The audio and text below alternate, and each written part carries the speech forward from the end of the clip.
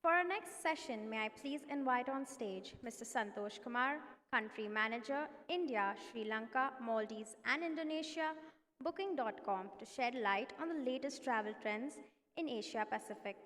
Mr. Kumar plays a crucial role in driving business growth, strategy, and operations across one of the most dynamic regions for the company. As a seasoned leader, he brings over a decade of leadership experience from the travel and hospitality industry. Please give him a round of applause.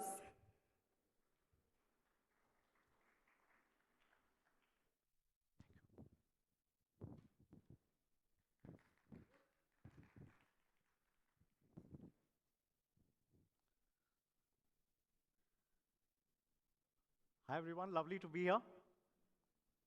You know, I have a disclaimer before I start. I'm a little under the weather, but obviously it was unprofessional to cancel last minute.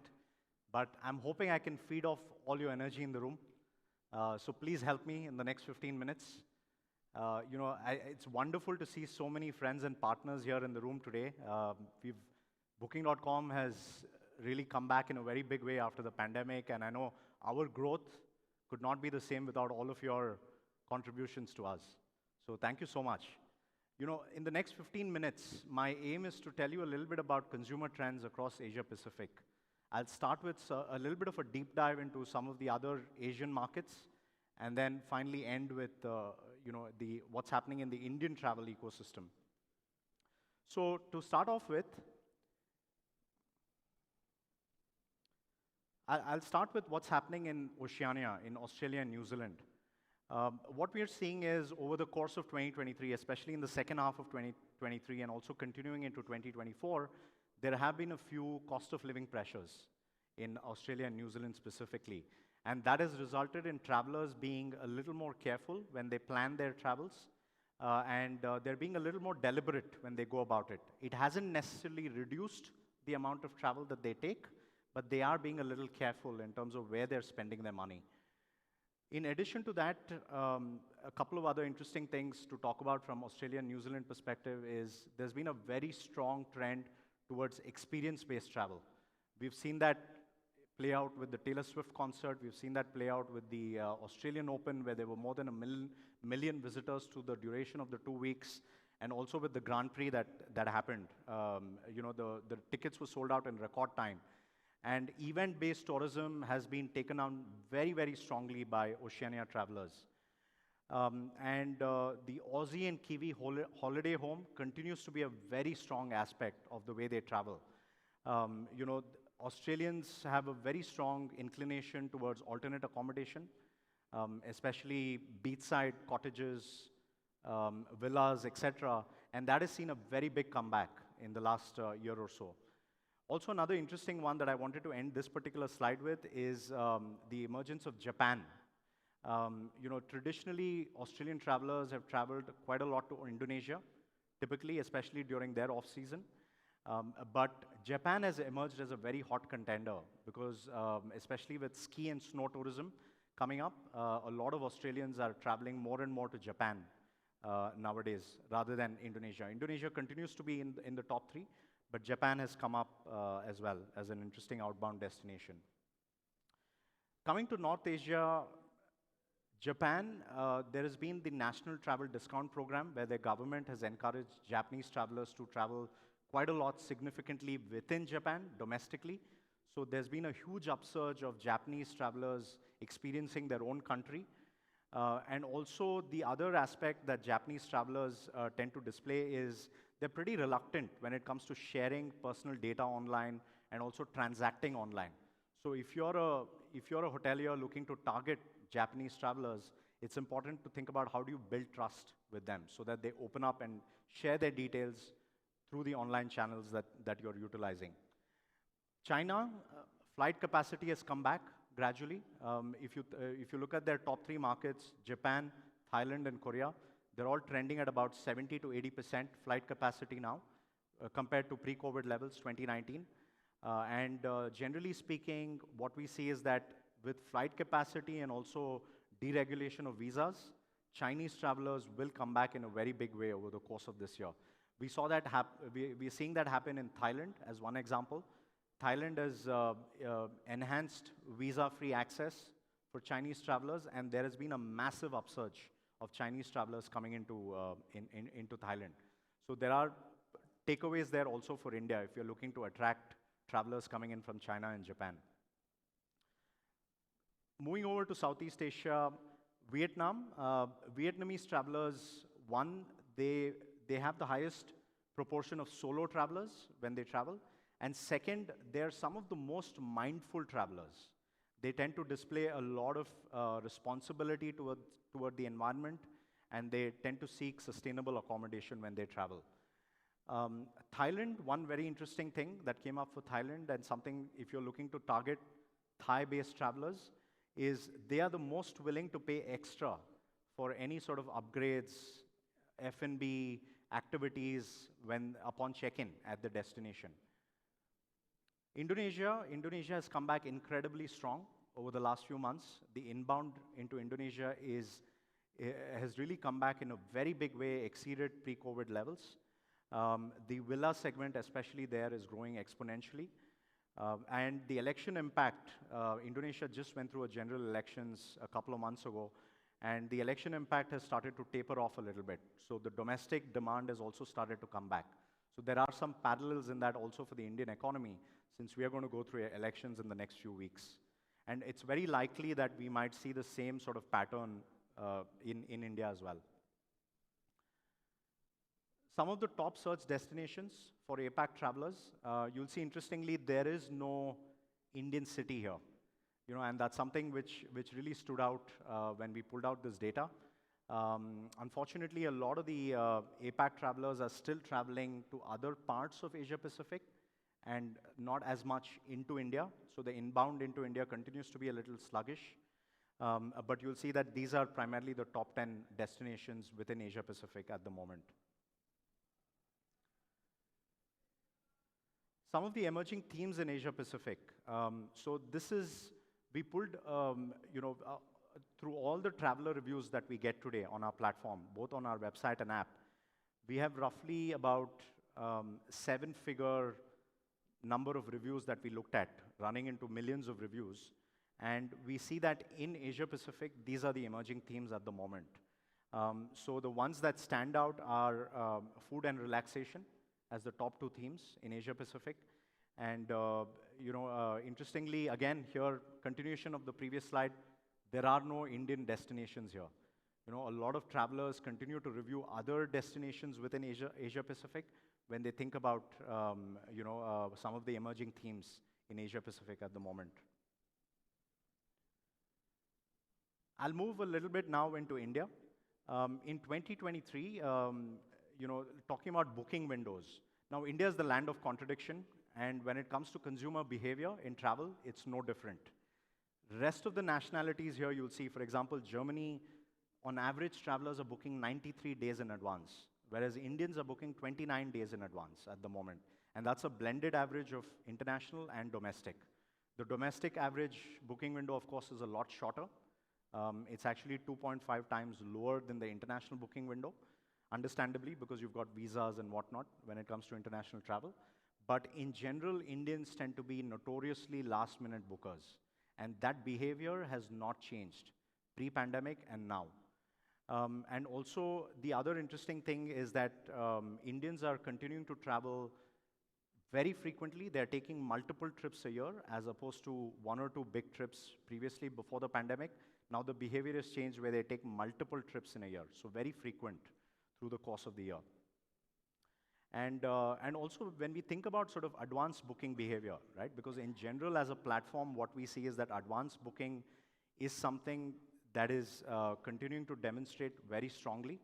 In fact, what we're seeing is in Q4 this year, when I say Q4, I'm talking about October to December 2024, our business on the books is up 45% compared to last year, same quarter, 2023, October to December.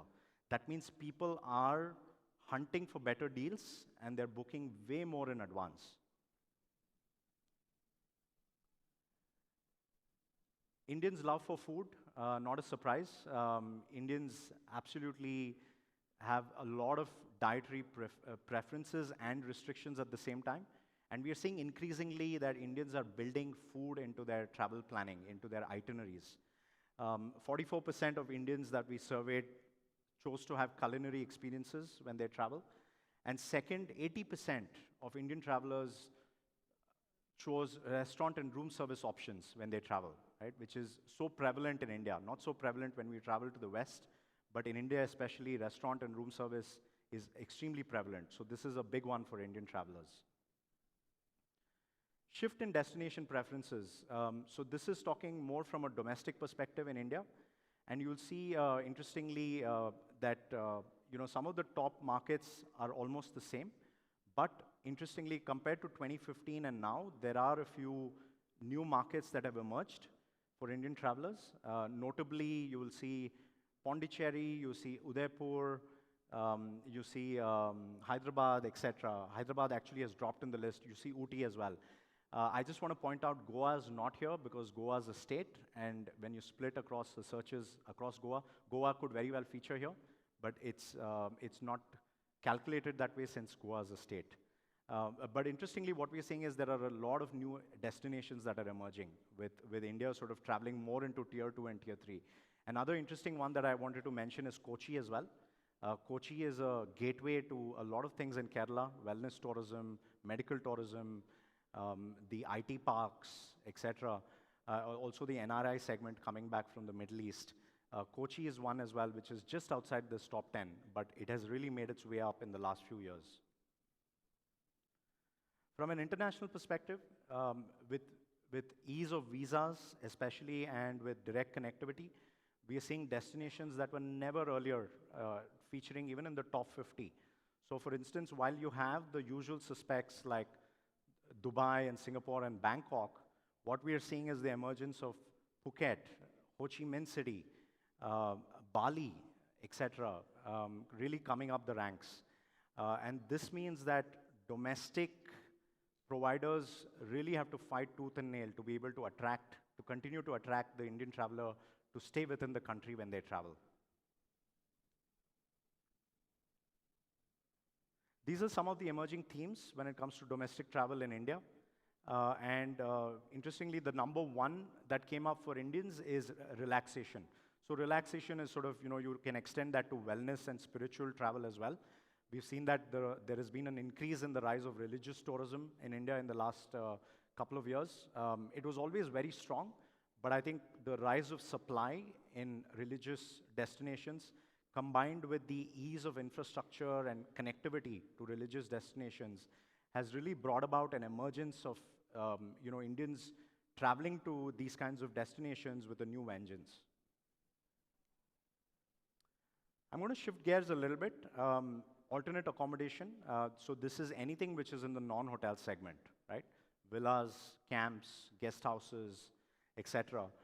What we are seeing is the alternate accommodation segment, the growth rate of average daily room nights and book room nights is far exceeding that of the hotel segment.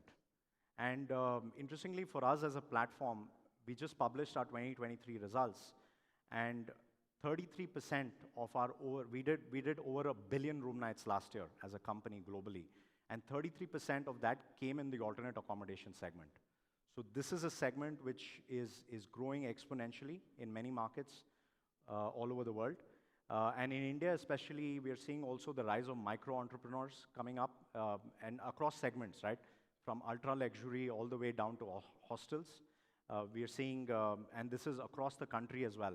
It's really helping disperse tourism traffic beyond the usual destinations as well. In general, alternate accommodation is one that we are looking at very, very closely as we look at the growth of India. So we published a holiday home report recently, and in that we had a few things that I wanted to share here with you. What makes a holiday home uniquely Indian? So one of the things that Indian travelers, mostly when they travel, they want to have good access to kitchen or food and beverage facilities, and then there's everything else that follows after that. But it's really, when they travel, Indian travelers, again, going back to their love for food, with alternate accommodation, this is the number one thing that they look for. And when we think about homeowners versus consumers, interestingly, there is a shared value for the little things. So there is not a lot of difference in terms of what both consumers and holiday homeowners rank as the highest priority when it comes to alternate accommodation. So starting with clean and tidy accommodations and going down to nice interiors and decor, you'll see that more or less it's consistent in terms of the preferences and the focus areas between travelers and holiday homeowners. The top three challenges for holiday homeowners that they spoke about, one was understanding the different regulations and the government policies around it. Second was how do you maintain demand during off-peak seasons and also during the week. Occupancy during the week is significantly different from the weekend in alternate accommodation. So that's another big challenge that was cited. So these are my last couple of slides. The key takeaways, again, to leave you with, travel is here to stay. And discretionary spend in India, as it continues to go up, more and more people are putting that into travel. So we don't see demand tapering off anytime soon in 2024. Second, mid and long-haul travel made a great comeback in Asia-Pacific in the last year. However, in this year, what we anticipate is that intra-regional travel will continue to be very, very strong. So this is, all the other destinations looking at Indian travelers, North Asia-Pacific travelers traveling to Southeast Asia, Oceania travelers coming to Southeast Asia. So intra-region travel in Asia-Pacific will continue to be very, very strong. And finally, alternate accommodation continues to gain a lot of momentum. Some of the big markets in Asia-Pacific are Australia, Indonesia, Korea. In India, we're still at very, very nascent stages when it comes to alternate accommodation. And this is my final slide. We published a How India Travels report a few months back in collaboration with McKinsey. You want to whip out your phones and capture the QR code. Please enjoy reading. Thank you so much.